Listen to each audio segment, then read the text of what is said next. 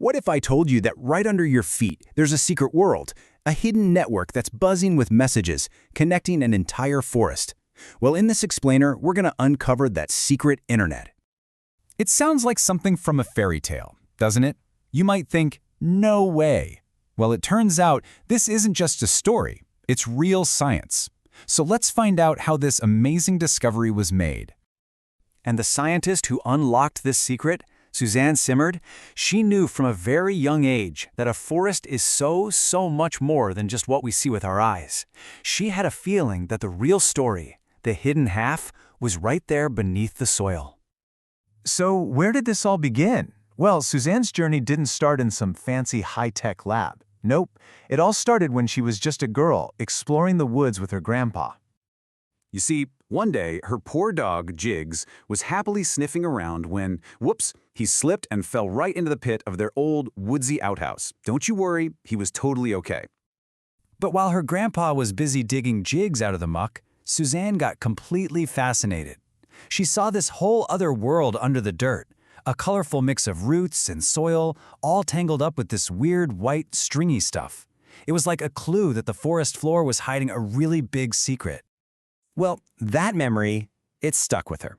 Years and years later, when she became a scientist, she had this wild idea. An idea so big, she just had to test it with a daring experiment deep in the Canadian forest. She just had to know.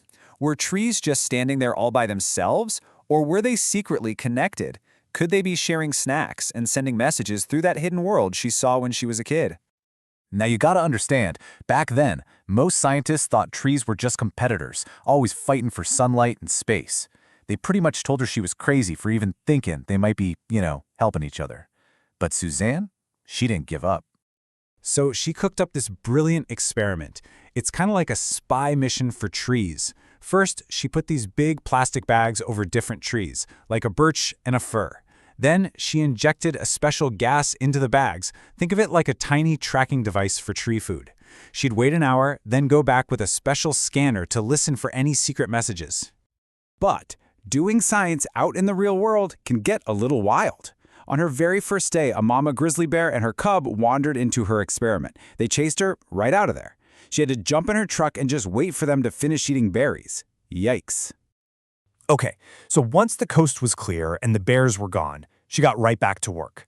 And what she found next would completely change how we see forests, forever.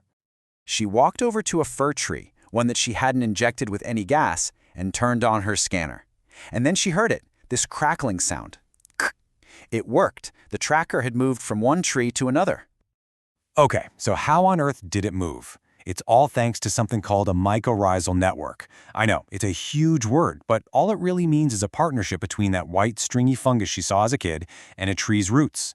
They team up to create a massive underground web, kind of like our internet. That crackling sound she heard? That was literally the sound of the birch tree sending some of its food, its carbon, through that fungal internet, all the way over to its neighbor, the fir tree. It was like the birch was saying, "Hey there, you look a little hungry? Here, have some of my lunch." And get this, it wasn't just a one-way street. In the summer, the big birch tree with all its leaves would send extra food down to the smaller fir tree growing in its shade. But in the fall, when the birch lost its leaves, the evergreen fir sent food right back. They were looking out for each other all year long. But wait, it gets even cooler. Suzanne realized that in this huge forest network, some trees were way more important than others. They were the superconnectors, the big hubs of the forest internet, and she gave them a very, very special name. She called them mother trees. Just think about that. These are the huge, ancient giants of the forest, and they really do act like mothers, connecting to hundreds of other trees all around them and nurturing the whole community. And does all this mothering actually work? Oh, you bet it does. Her research showed that little baby seedlings connected to a mother tree's network were 4 times more likely to survive than ones trying to grow all by themselves. 4 times! And then, just when you think it can't get any more incredible, Suzanne discovered that mother trees can actually recognize their own babies. They know which little seedlings grew from their very own seeds. And they totally play favorites. A mother tree will send her own kids way more food, build them a bigger and better internet connection, and even pull her own roots back a little to give them more room to grow. And when a mother tree is old and dying, she sends out one final gift, a burst of nutrients and wisdom to help the next generation get a really strong start. So, trees can talk, they share, and they look after their families. It's a beautiful story for sure.